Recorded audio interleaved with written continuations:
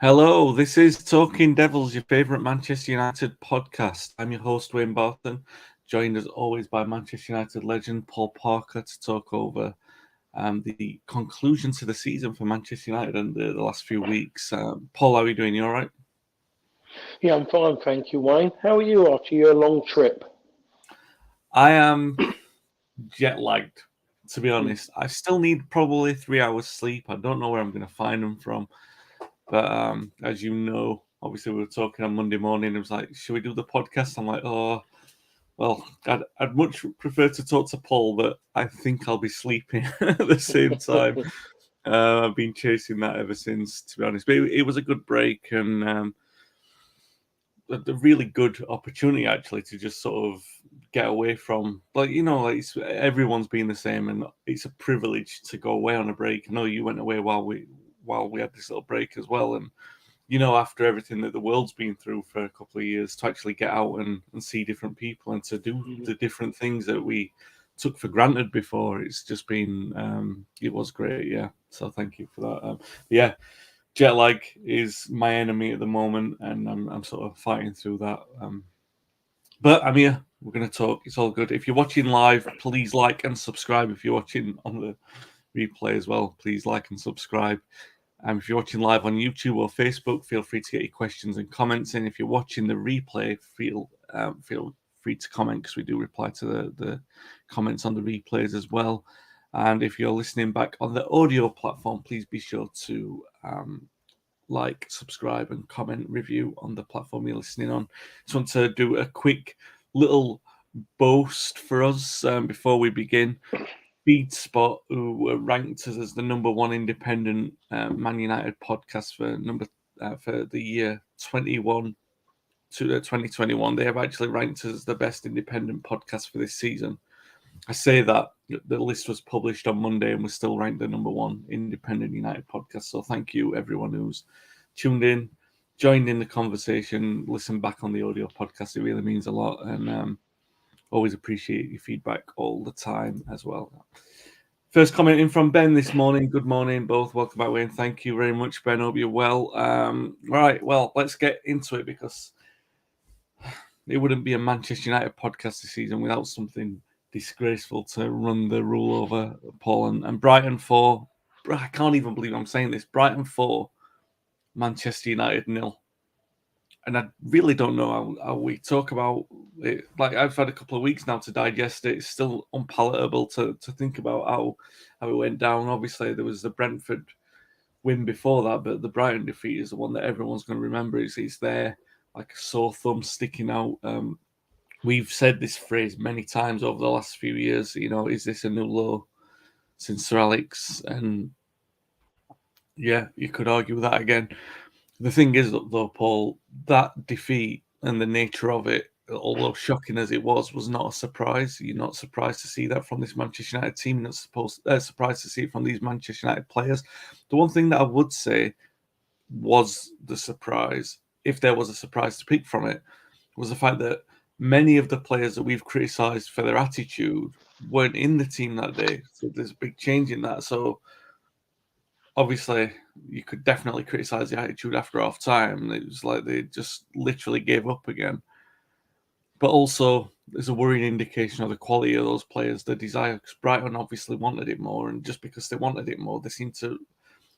The it was I didn't even say this phrase, but when we remember the Liverpool game at Old Trafford and they took the foot off the gas, there was that feeling that Brighton could have had more. Does it worry you more that I mean, I don't know. Is it a case of even worrying now because a lot of these players are going to be on the way?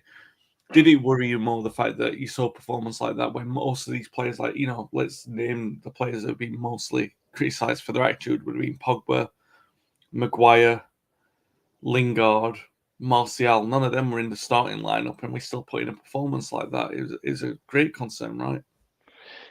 Oh, without doubt, it's a concern, but like you said, it wasn't unexpected what went on. Everyone knows about Brighton.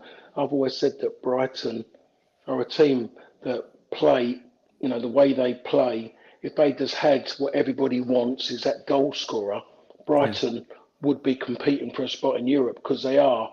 When you look at about a team dominating the ball, You take away City and you take away Liverpool, they may be the best after them, to be perfectly honest, the way they play. So I'm not surprised that United lost, but I'm surprised that to lose 4-0 and the manner in which they lost just summed up a season, really, a season so far. Um, and the problem is they can't pull it to bed because there's still another away game to go. I don't know how some of those players come back from it, to be honest, really, because there's so many things against a lot of those players. I don't know if people are going to forgive them, really, from what they've seen over a season, some of them a lot longer. Can a new manager change everything with those players? A lot of those players, I would say no, because they've seen off too many managers. It's Yeah. absolutely incredible how players now can play for so many managers at different times and still be given so many chances, and some of them are contracts renewed, and you think, well, they're not positive moves. They're moves obviously that to help resell or something, but to give out the contracts they're not a reward anymore. Contracts, there's something underlying about signing a contract now, where before you being a big football fan, a big Manchester United fan, Wayne, when a player was given a contract, you would 9 times out of 10 go, yeah, great, we've got him a bit longer. When they sign a contract now, you're kind of going, but why? He's got 3.5 years to go. You need someone to tell you why they're giving him another contract, and which is never disclosed nowadays, which for me is totally wrong. Totally, totally wrong. When people say to me, "Oh, don't you wish you was playing this year?" I always say no. They said, "What about the money?" I said, "It's not about the money. It's not. That's not the reason why I become a professional footballer." But when and I turn and say, "It's not about the money. It's because I don't think I'd enjoy playing with these players of today. Mm. Majority of them, just in the way their manner, their attitudes, and the fact of they're not concerned about winning and winning, wanting to win trophies and wanting to play at the highest level. They're content to sit around on big money. They're not knocking on the manager's door or even questioning if they're not playing regularly. Someone in front of them is playing poor. So for me, football's in a poor state at this moment in time. When I say football, I'm talking about the Premier League. The Yeah. bits open below, there's people down there who are still playing to pay a mortgage and pay off a flash card they're mostly gone and brought. They're the ones who are really trying to earn their corn and working hard for it. Yeah.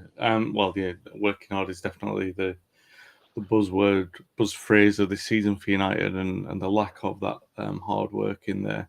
You hit on something there which is quite right, and I've never thought about it in that term. When was the last time that you saw a player rewarded with a new contract and you thought, yeah, I can see why that's happened, and why the timing and everything? Because even with Fernandes, where you can talk about Jones and you can talk about Mata and you can talk about Matic and their extra years on the contracts, or Eric Bailly and stuff like that.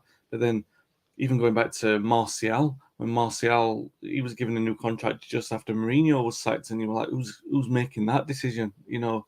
Who's making the decision to keep putting offers for Pogba on the table when that's the story that's not gone away for years. By the way, it's not just come up now because it's the last weeks of him being there. There's been a contract on the table at some point for the last few years. So why have they kept doing it if he's shown no inclination to sign it?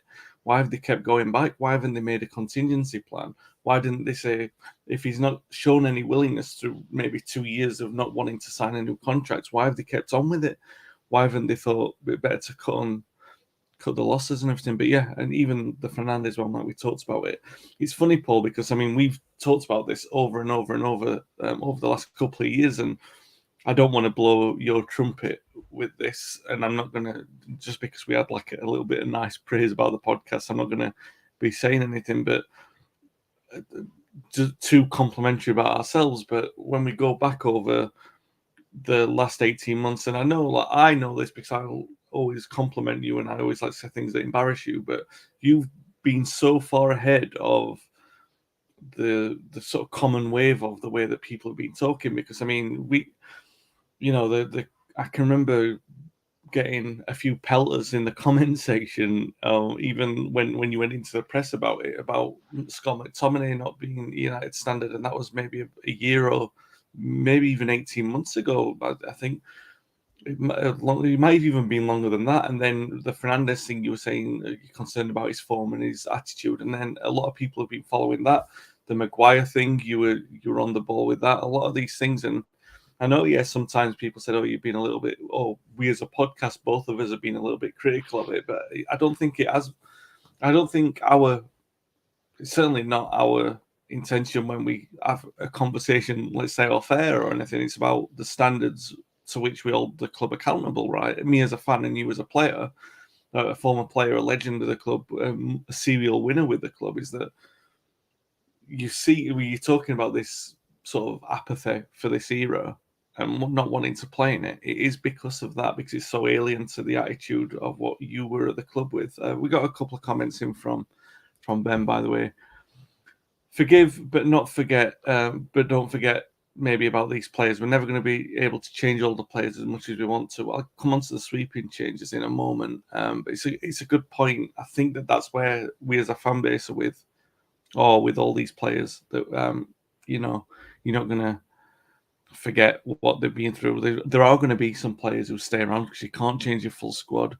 You're going to see how those players implement and integrate with the new players that come in and a new manager. We're going to see a lot of that, and hopefully the ones that remain will show an upturning attitude. And let's not get it wrong. There are certainly some players there with the right attitude. It's just that the stink is setting. A question from Richard that I'll come to you with, Paul.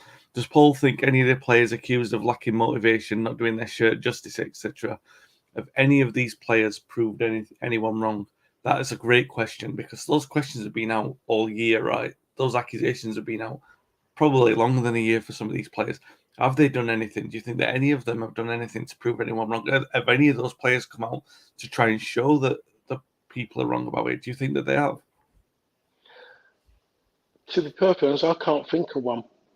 I really cannot think of one who has suddenly got me to, we're talking about attitude, and where I would say no, not at all, really, to be perfectly honest. Um, is anything going to change with a new manager? No, because they'll might take that personally. If the manager comes in and doesn't give them the attention that they want, um, are they going to accept that there's going to be new faces coming in? I would say maybe not, because they maybe have liked the attention they were getting from the other faces who were there. Because the new faces that come in will be very pro this manager. Because we're assuming that we're going to see Van der Beek come back and Yeah. have a little bit more of a presence, because he's going to feel that he's got an opportunity now to prove himself. He knows that this is a moment that he's got to go and grab. De Jong's been mentioned. Seen as well, there's been another player mentioned. I don't know if you pronounce it Timber, or there's another way, but I'll say Timber. He's been mentioned, but there's going to be a Dutch influence will come to Manchester United. So those players who are that way, who are the ones who are lacking the motivations, the one with the bad attitude, the sour apples in the barrel. I could go on and on, couldn't I? But they're the ones who have got to maybe look at the other players, the new players who come in, and maybe lead by example. They'll be then asked to lead by example, be led by example of those other players coming in, or they can, try and carry on as they've done with previous managers. And I think they might find out it's not going to work anymore, because if we're led to believe everything that's been put down in the press, said in the press, said over the airwaves, the new incoming manager Yeah. has virtually asked for control. So he's got to say in who comes in and who goes out. And that means then he can point the finger at players, and their commercial value shouldn't affect his decision about saying, you can go and do one, you can sit in the under 23s, you can sulk around, or maybe if you don't like it, you're going to put your hands up and you're going to say you need to leave rather than sit on the fat contracts. Because we know anything in life and being human beings, if someone's willing to fill your pocket up with money, there isn't too many out there honest enough to say, I've lost my mojo, I don't really need to be here, I need a change, I'm willing to give back a bit just to move on. They won't do that. Do you mentioned a couple of players there. De Jong is one that is rumbling. There seems to be some serious legs in it. Whether or not it gets completed or not is another matter. But United are definitely trying for that. The other one is Timber. You mentioned one thing that you've mentioned a lot on this podcast is, and it was a concern you had about Varane right from the start, and I think it's definitely been proven over the season. Is would he step out of the shadow of Sergio Ramos and emerge as a leader for Maguire? That's not been the case. And Maguire's obviously a player who needs to be led.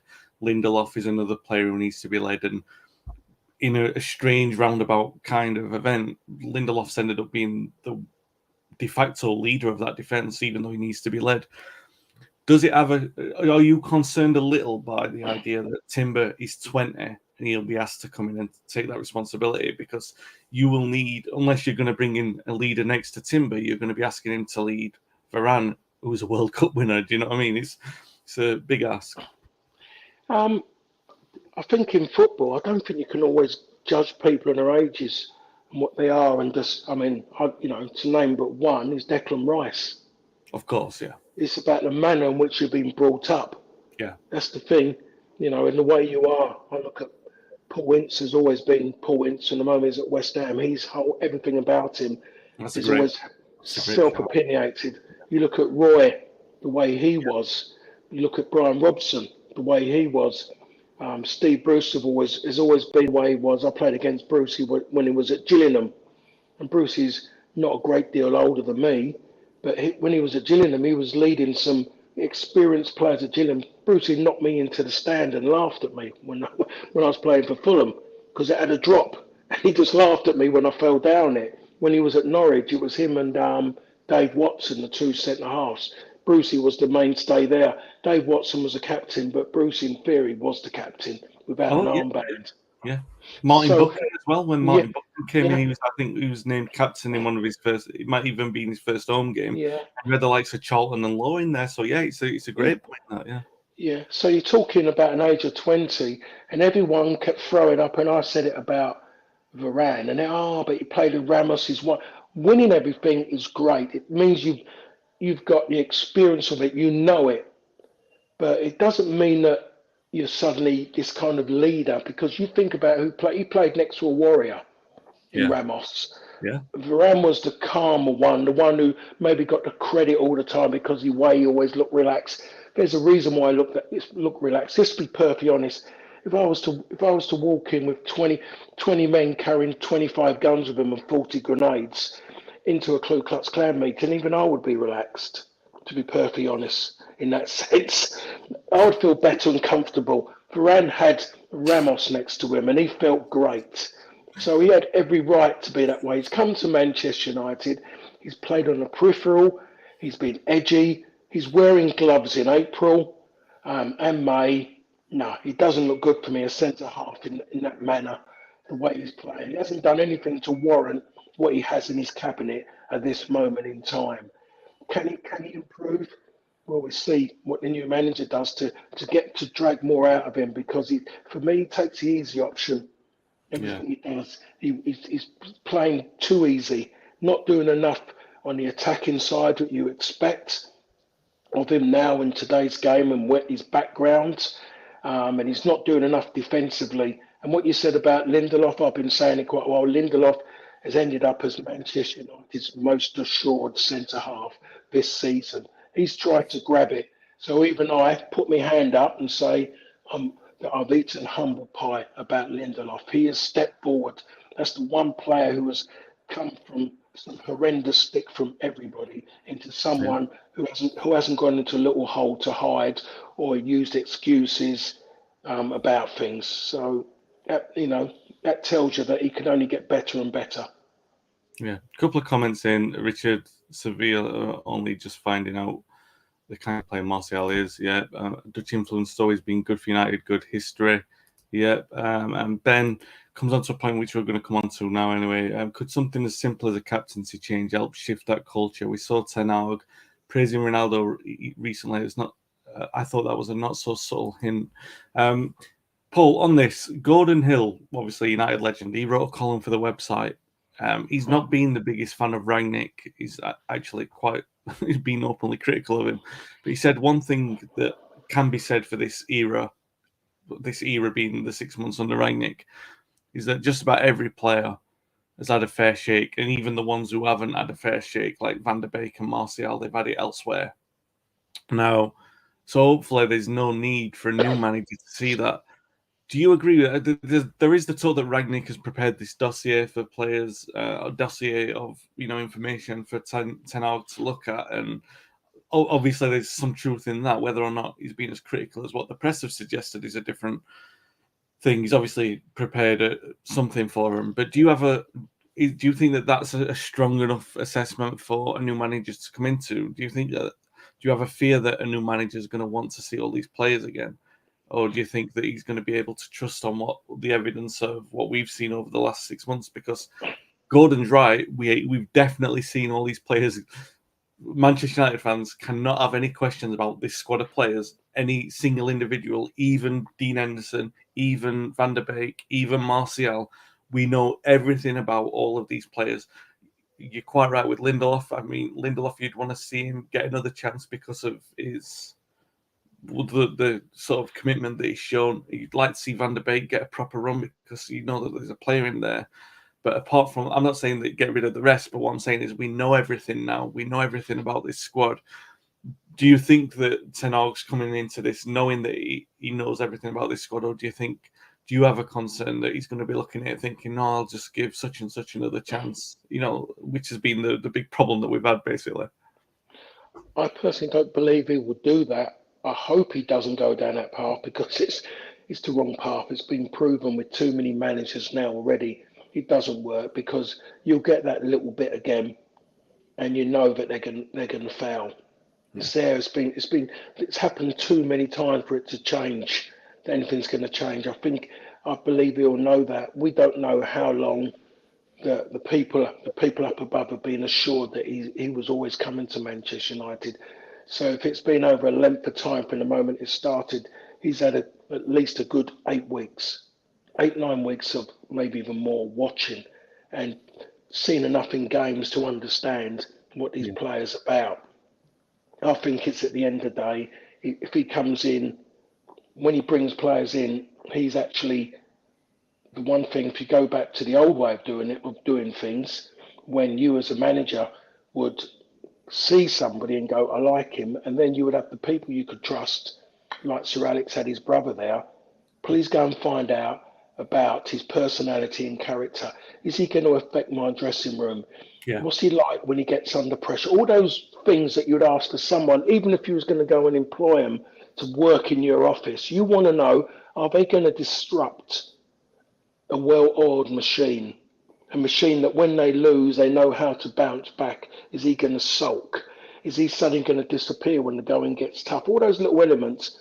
But when you've got all these people, these directors of football coming in and they haven't really maybe got the background of a dressing room or know it. I'm not going to say about them not knowing football. Everyone knows football. It's as simple as that. There's no arguing that. But it's about knowing those bits that are important. And one of those things is about being in the dressing room where it doesn't matter where you are. You could work on a conveyor belt. You have to go in a locker room, and that locker room could be vile. It could be evil. Some of the things that are said, can they deal with that, or are they a person who would be nasty to say things to pressure people, to put them under pressure that affects them doing their job on a football pitch? And I think that's been taken away from these so-called head coaches when they should be called managers. Players still now, even in today's world, need someone who can put their arm around them and just talk to them. But now, because these directors of football now are the busy ones, I don't think players don't know where to go to get that, and all they do in theory is run to their agents. And that's the biggest thing in the world. When you get an agent as a manager or even as a director of football, if you're someone who's played the game or been around the environment, and you've got someone coming up speaking about a player's all his problem, you'll be saying in the back of your head going, why doesn't he come and tell me that? But I would gauge it. I would see emotionally how he is. I'd feel he's hurt.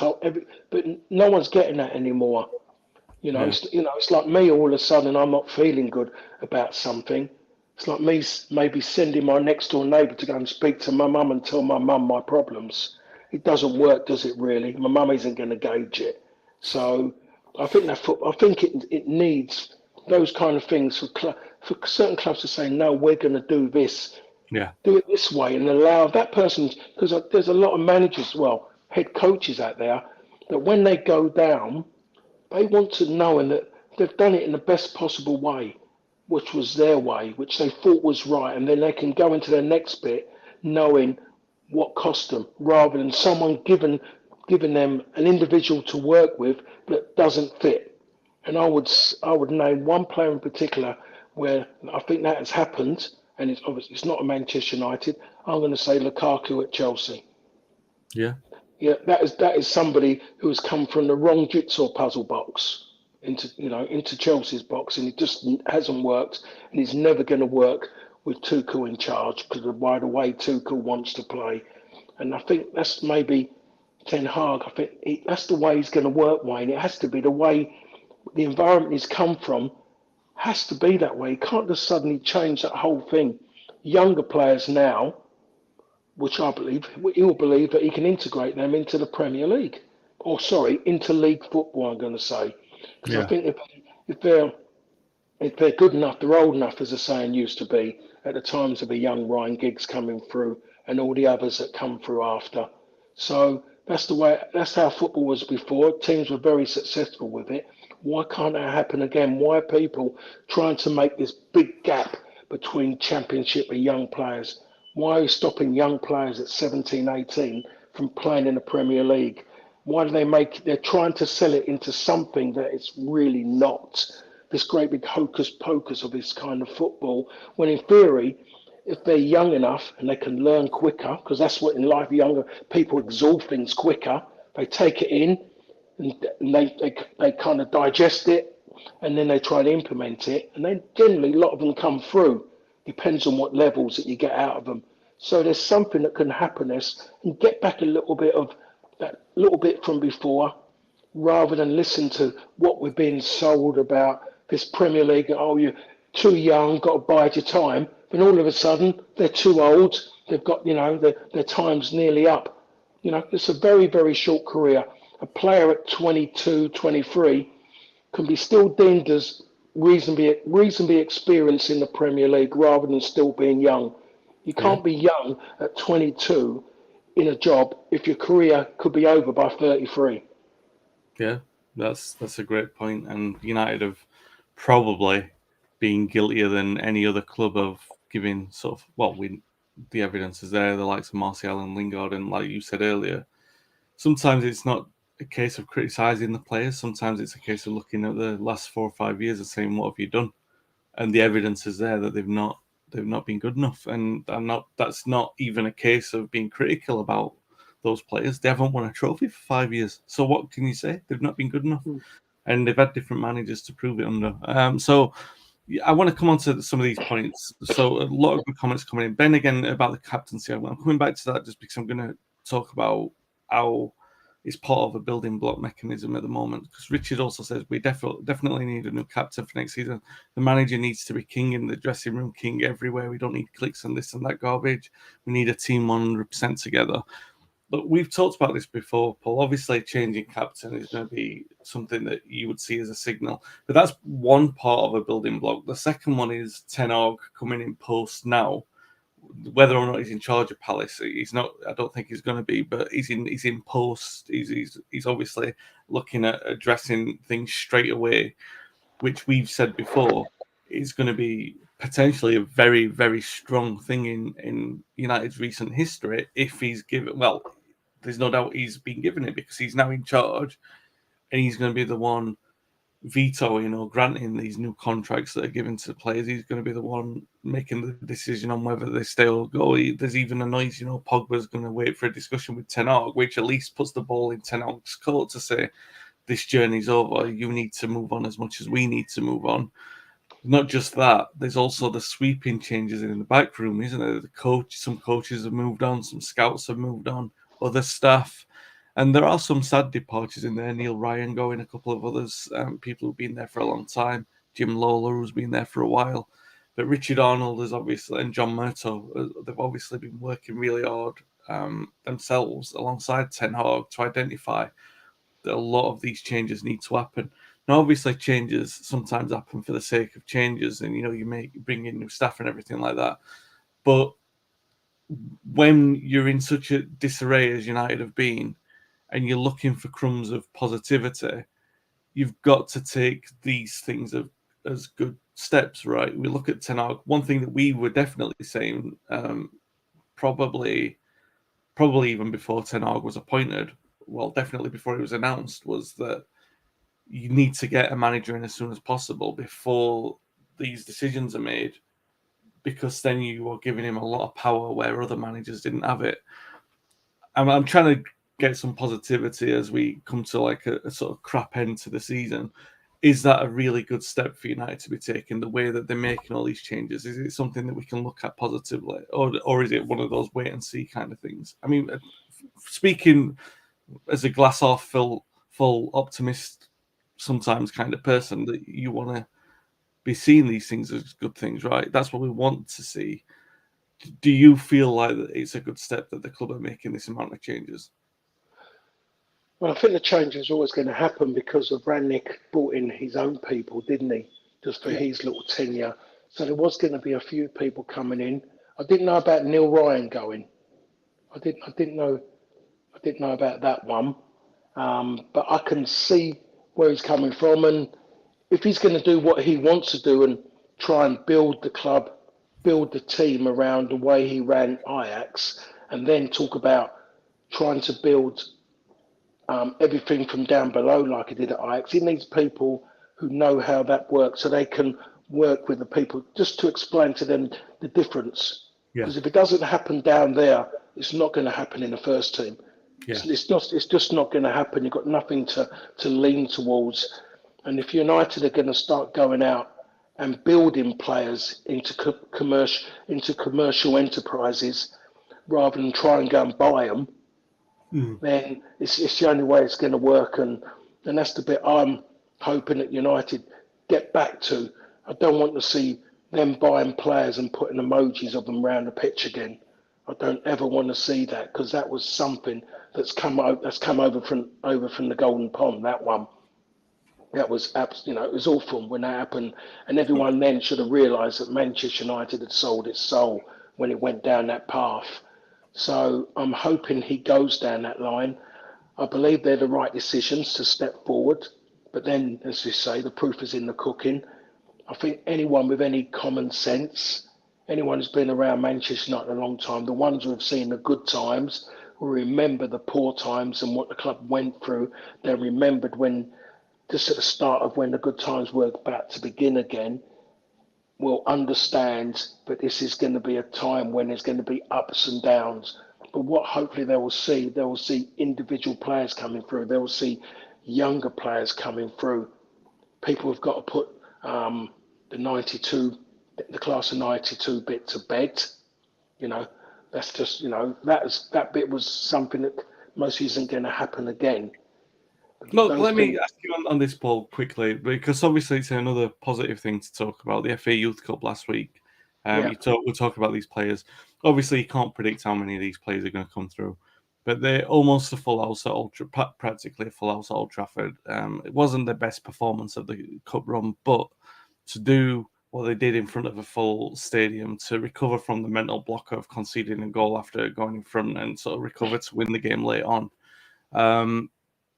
That's a positive thing. I mean, it's definitely a positive thing to win the FA Youth Cup anyway, and it's a really good note to sort of conclude this horror show of a season on.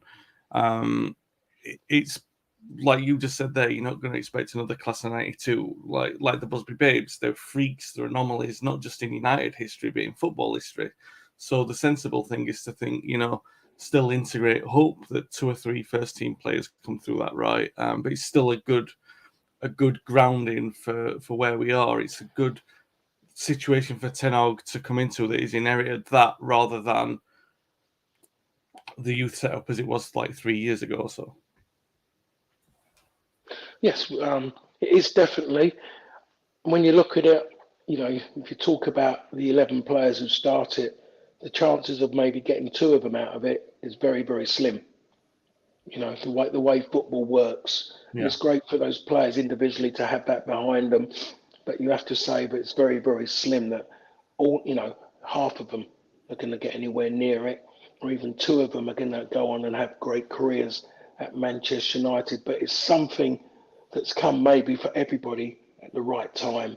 The club Yeah. needed something, and more so if you can get it from the young players as well. That makes every fan, older fan, just remember some really good times of United winning that trophy, having good runs. They remember the individual players who come through off the back of that as well. And I talk about the players I played with. I talk about Sparky. I talk about Clayton Blackmore. Still remember Beardo, Mark Yeah. Robbins, Darren Ferguson, all of them, of course, Giggsy. Those kind of players, and there's more which I've mostly forgotten about. But so many players have come through and had got a good run, and had great careers again. Sparky had a great Manchester United career. Clayton Blackmore, very integral in the early part of Sir Alex's time at Manchester United, and goals he scored, and the way he was adaptable. You put Blackie anywhere, and he would do a good job anywhere. So people are looking, could that reactivate that? And for them to win that Youth Cup makes a difference on recruitment for younger players, because we know that City have taken a lot of players. There's even Manchester United players who have sent their players to that academy. Well, Manchester United have just won the Youth Cup, so other players should start thinking maybe about where to be, where they want to be. And if you can get the right players, especially the local players who are Manchester United fans, their whole life has been that way, and you get them to play for the club as well, then there's a good chance you're going to get maybe the right ones. Again, you look at Nicky Butt, you look at Gary Neville, you look at them who had Manchester United in their hearts from the moment they were born, and what they went on and done. So it was a good step, a good timing for Ten Hag to come in as well. Quite important with him coming as well, for him to see that. I'm quite sure he's watched that game a few times as well, just to maybe look at a few players that he could work with and maybe relate them to what he's been working with in Holland as well. They're the young players here at that age compared to what they are in Holland. So we've all I've definitely lived off this fact about Ajax, and about the players that produced from when I was a kid to the ones they're produced who are coming through now. And so I believe at the end of the day, Ajax have got this reputation. So I'm expecting someone to tell me that the Ajax players are better than what Manchester United have got, because they integrate them into the first team quite quickly, and then they go on and become better players. Giggsy improved because of Giggsy was playing in a forward-thinking team, a team that was just building towards becoming a very good team, and that's why Ryan improved. Ryan's belief in his own ability, of course, helped. Never known a young lad who had so much belief in his own ability. His arrogance, he had that kind of arrogance, Ryan, that was a positive arrogance. It wasn't a negative arrogance, the one that you wanted to slap down. It was one that you would never want to take away from somebody, and that's the arrogance to believe I'm a good player. And not many had that. Ryan had that. So I'm really looking forward to seeing how this club. I've never said that about it before, because it's a different way. It's a different thing now. What I'm seeing now and what I'm reading about with him coming in. Yes, we've had the Moyes and we've had the LVG, we've had the Mourinho, but everyone had a picture of what they were going to see. They knew what was going to happen next. But this time it's different. I don't want to read about all these people coming out of his ex-pros talking about this and that, because in theory they don't know, which for me is the best thing, Wayne. I don't know where I'm going to go. I'm just going to watch it. I don't want to hear what people have got to say. If someone comes in from Holland, I'll listen. I will listen, because they know better than anybody here. Yeah, no, for sure. Ben says, how many came through the class of 92? Was it 5? I'd be delighted if the 3 of the 22, the class of 22 become first team regulars. It's a good point. I mean, look through that team. Pilkington obviously got some chances, but he went on to have a great league career. Neville, obviously, okay, and had a few chances, went on to have a decent league career. I know Switzer went out. Casper had a good league career and became a young manager. Simon Davies had a good league career. Robbie Savage obviously had a decent league career. And then you've got Beckham. Gillespie had a great league career as well, and international career. And then Don't forget Ben Thornley. Thornley would have been one of the best as well, Yeah. if not for injury. Absolutely.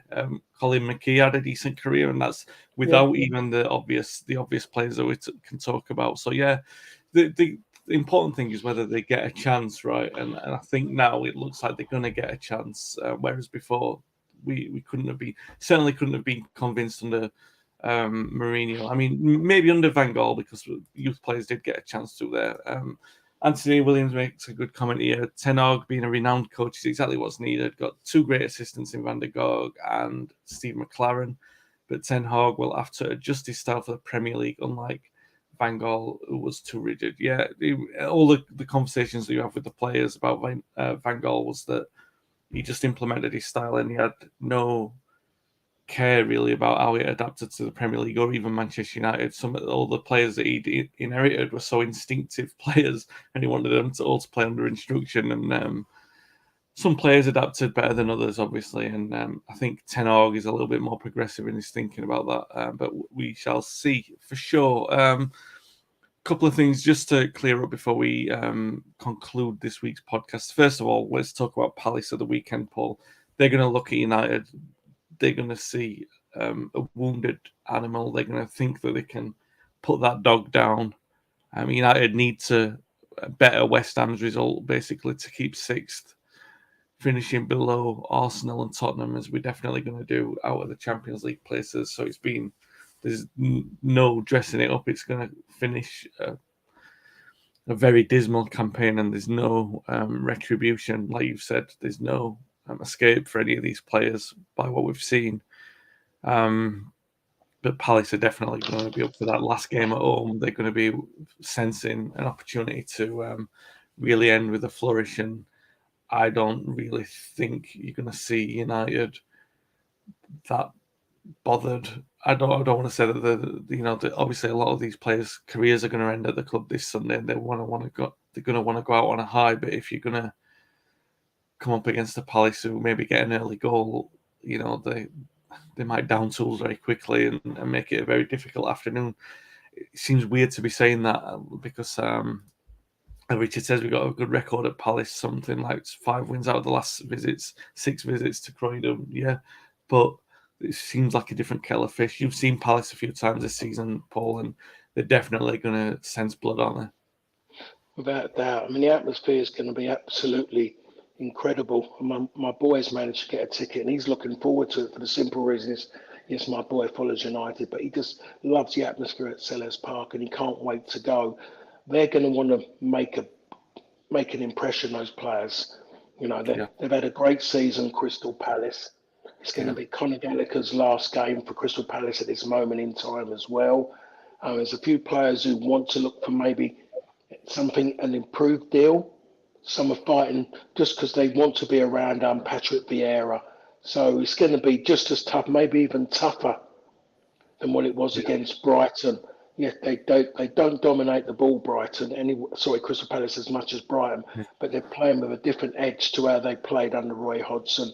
United players are going to have to be tested, or going to be tested really, and how much they really want to make a difference in their last game of the season to prove a point, or maybe to prove a point to suitors out there who might want them.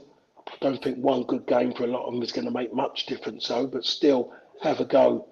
I mean, I was supposed to be doing the game, but I'm fishing again. I'm away doing some more filming for fishing, which is incredible, really. I can't believe I've just said that, but I am. So I won't be at that game, working that game, but I would have really loved to have been there just to watch United play in London again, and especially at Sellers Park, with one of my favourite grounds. Yeah. Richard asks, would Paul and Wayne play Pogba at Palace? I would not, and it looks like Paul says no. I think that time's gone, right? I think we should put a lid on the Paul Pogba episode at United. And I don't think it serves any purpose, right? Even if he's fit, there's no purpose. I mean, there has been that line from Lingard, that he's unhappy that he didn't get a farewell. But really, it's not about that now, is it? For these players, it's.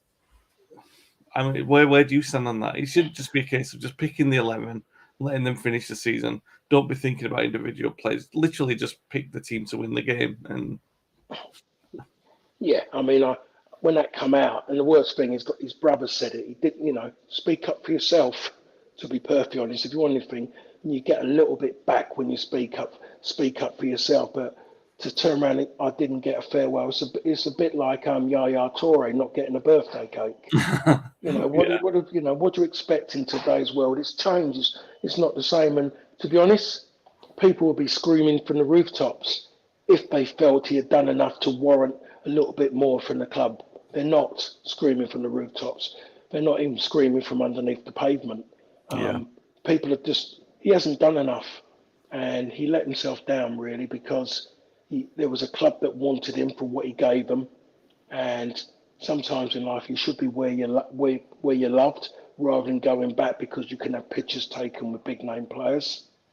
yeah. So, so he made a massive mistake there. I don't think that's retrievable now because I think he made his mark by not even saying he loved it there and he would love to go and play for him. When things didn't work out at United, never even got a quote from him like that. Yeah. But at the end of the day, when I look at it, that as I saw, which was said that the likes of he played with the likes of Matic and Mata, who have just left the club, and not once did he mention about them going, but he's quick to go and talk about Mark Noble. Yeah, it's That an says it interesting one. all. Lingard could end up at somewhere like Newcastle, and you can see like the next couple of years him being involved in their upturn, and like maybe even scoring the goal that gets them into the Champions League or something like that. Maybe he'll go down in their history for that. You can see him doing it. You can see he's a busy player. You can see what he'd bring to a team like that. He's going to have suitors. People are going to be after him. It's just, and Pogba, I mean, by all accounts, I mean, I think he was holding out for an offer, but it shows the kind of lack of demand for him at the moment that a lot of the bigger clubs were probably waiting to see. I mean, Paris were obviously waiting to see what was happening with Mbappe before like throwing money at another player. Real Madrid the same. They might be more inclined to do it because they've seen Haaland go to City. But I don't think that even they would, at this stage of their redevelopment, do Real Madrid want to put a lot of investment into a player like Paul Pogba when they've got a great young midfield like with Camavinga coming through, and it looks like the most likely destination for him is going to be Juventus because they know him and that they can invest in him, and that it's a fairly safe option for them. And but it shows how how his career's stalled that he's going back to Juventus, in my opinion, anyway. But that's systematic of United. And I talked earlier about the start of this season, Paul, just to round off the podcast, how sixth is a terrible season for United, but it also shows how bad this league is. That United are as high as sixth with some of the results and performances they've put in. It's been a really dreadful Premier League, in my opinion. I think it's best identified by how high United have finished in spite of how terrible they've been. I just want to conclude on this because I don't think next week's going to give us an answer either way in an individual result. How would you assess what we've seen in the last 6 months under Ralf Rangnick? Because, like I said, Gordon, on various occasions, Gordon Hill has been critical of him. A lot of supporters have been happy with the way that Rangnick's come out and he's been so honest. Has it been too honest, do you think? Has he thrown too much under the bus? Has he been too blunt with everything that he said? I mean, he came in with a reputation as being a tactical innovator. We've not really seen that. A lot of the players have shouldered the responsibility for that, but you could also blame the manager and say, well, he didn't have a track record at top clubs before he came to United, so it's not like he's seen a massive upturn. The players have fairly, in large quantity, taken the responsibility for that because they deserve the responsibility. But we've seen 6 months of Ten Hag. I'm just wondering what your assessment is of what you've seen from him. Oh, sorry, Ten Hag, Rangnick. Yeah. When you look at it from a football point of view, there's been no difference, to be perfectly honest. Been no difference at all, really, in what's happened on the football pitch. But by what he said, an ex-player's come out and said that he was wrong to be doing what he was doing. I think the majority of fans needed to know what was going on. There's a way that he's done it compared to the way a Mourinho's done it. Mourinho's way of throwing people on the bus was to first of all cut their wrist and then throw them under the bus. But I think there's a way that he's gone and done it, and players have come to him, and he's just felt that the fans need to know more about that individual player, where that player's head is. So I think the majority would go with the way he's done it, the way they've found out more, because he wasn't there as a manager, he was there as a consultant. Yeah. And so he's consulted, he's listened, and he's talked. So on that side of it, it's kind of made people's minds up about what's gone on there. Well, not made their minds up, it's kind of told them what they almost know already, what's happened with the club. I think the people above have got a lot to do with it, because all they've done is pampered people who weren't really fussed and was just using them to get more out of them. That's what's happened. If a proper manager had been in there, he would have seen it, and he would have turned around and be telling the establishment exactly what the individuals are all about. And this is what I want to do, and I'm not going to go and give them this, regardless of what they're worth commercially via social media and selling shirts. He would say, no, they're not going to win me football matches, because if you don't win football matches, you're really inferior. You don't sell shirts commercially. You fall apart. So the most important thing is to win games. So I like that side of it, but at the end of it, when you look at the football side of it, it hasn't been very good. The football's been poor. It's been very dysfunctional, the football. No one knew what's going to happen next, except that maybe Ronaldo, if he can get away from the shackles around him, he might be able to go and nick a goal, which he's done on quite a few occasions. Yeah. So it's been positive in one bit. You see now with players, the Jesse Lingard situation's opened up. People know about that. Other individual players have said things he's come and said about them. And in theory, I think everyone knows it. It needs a massive clear out when you look at everything. I mean, I look at Luke Shaw, played under too many managers. I look at the way he's been playing. He's another player, and that's one. Just to mention one, who he needs a change of club to find out how much he really wants to play football. Yeah. Ben says if he was a full-time manager, I'd call it a disaster.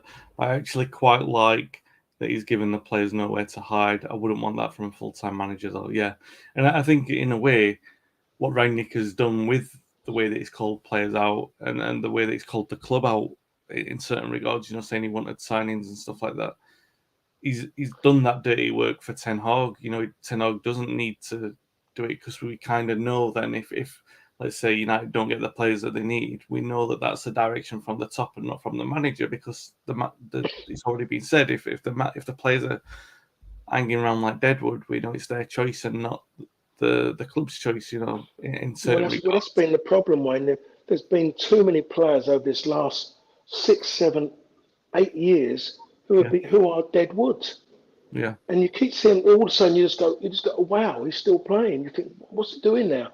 I mean, if Bailly comes out and play a game, everyone's going to go, wow.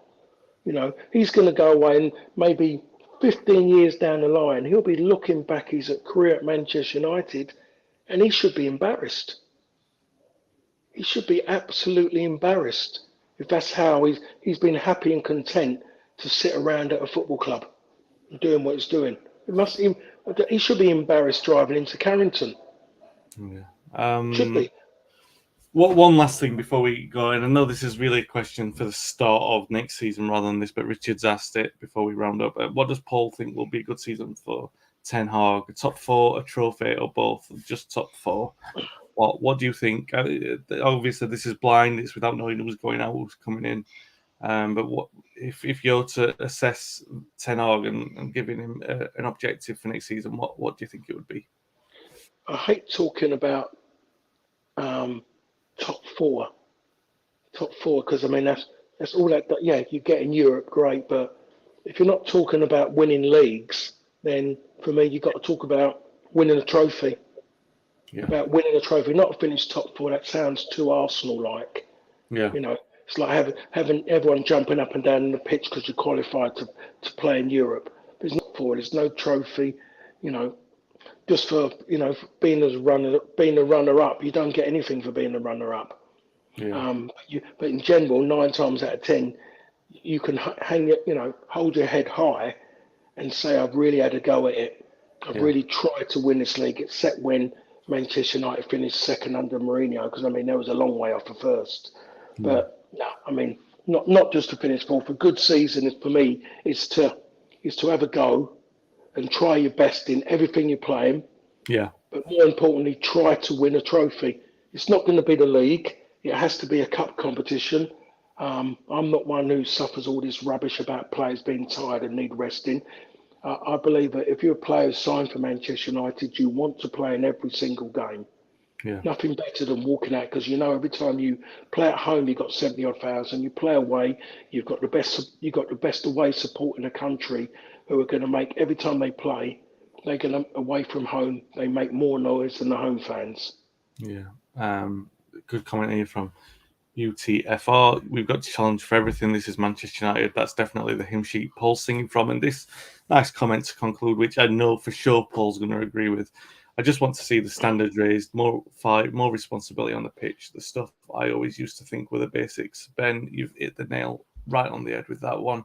I think that's it. And Paul's general comment there is more about United being more like they used to be in terms of every single game has got to be treated like Manchester United used to or should be treating every game, like the opponents treat every game. UTFR, I'd love to see us lift that Europa League or a trophy. It gets that winning mentality on board. Yeah, exactly. So we'll be back next week to finish up the season. Paul will be fishing, but I'm sure he'll manage to get the majority of the Palace game in there to see. If not, I might get his son on, considering that his son's going to be there and he'll be able to give us the feedback of the game. Thanks, guys, for watching and listening. Really appreciate the comments and the interaction in the conversation. Always great. If you've enjoyed the show, please give it a like and subscribe on YouTube. If you've been listening back on the audio podcast, please subscribe and give us a review on the platform you're listening on. We'll be back next week. Until then, stay safe, stay well, and thanks for